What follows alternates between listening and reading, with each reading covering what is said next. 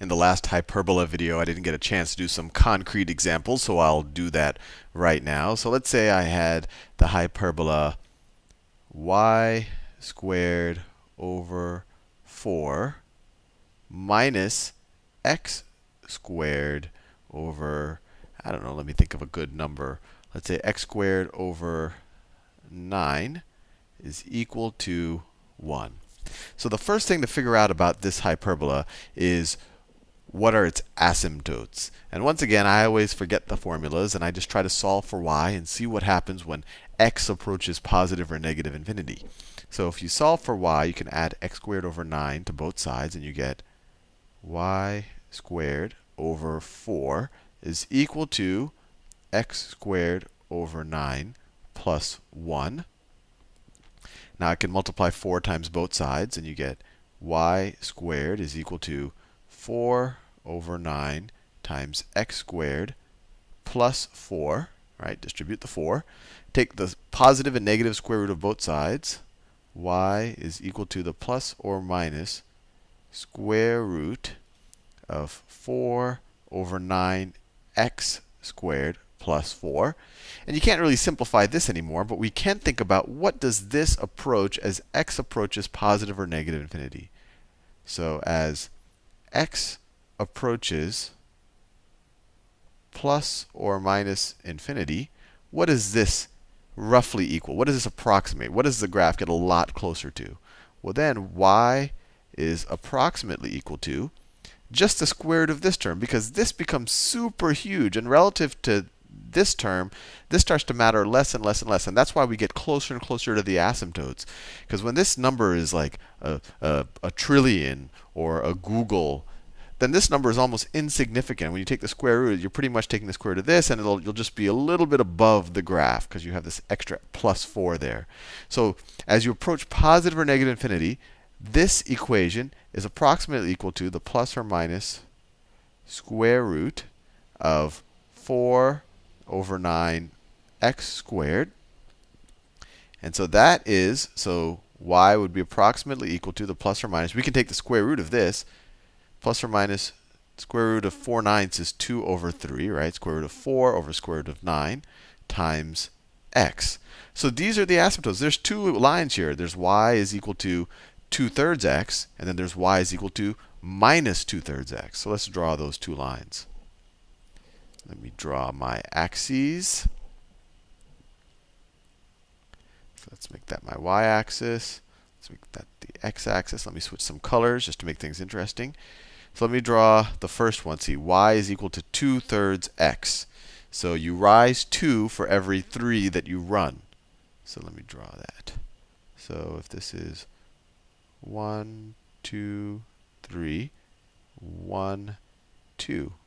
So that would be a point on the line. And let me draw the line now. It should go through the origin. Oh, no, that's not it. Let me draw it like this. This way I can make sure it goes to the origin. So it's going to go through like that.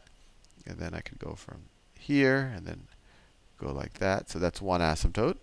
And the other asymptote is y is going to be equal to minus 2/3 x, right? Because it's plus or minus 2/3 x.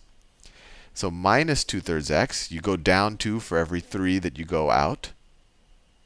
So that point will show up. Let's see if I do 1, 2. So you go down 2 for every 3 that you go out. So it'll go there. So if I draw that asymptote, it'll look something like, go there, go out there, and then go from here, go out there. And we've drawn our asymptotes. Now the question is it going to open up to the left and the right, or up and down? There's two ways we can think about it. And I'll do it the way that might be more intuitive for you is, what happens when x is equal to 0? Well, when x is equal to 0, this disappears, and we're just left with, I'll do it here, y squared over 4 is equal to 1, or y squared is equal to 4, or y is equal to plus or minus 2. So we know that the point 0, the points 0 plus or minus 2 is on this graph. So x can be equal to 0. So 0 plus or minus 2. So 0 plus 2 is this point right here. And 0 minus 2 is this point right there.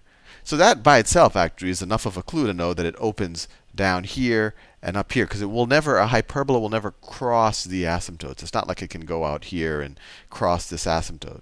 So we already know that the graph of this parabola, and you could try other points if you want just to verify it, it's going to look something like this. It's going to go and then to get, nope, I want to make it so it never touches. So it's going to get really close. Oh no, I touched it. It's going to get really close but never touch.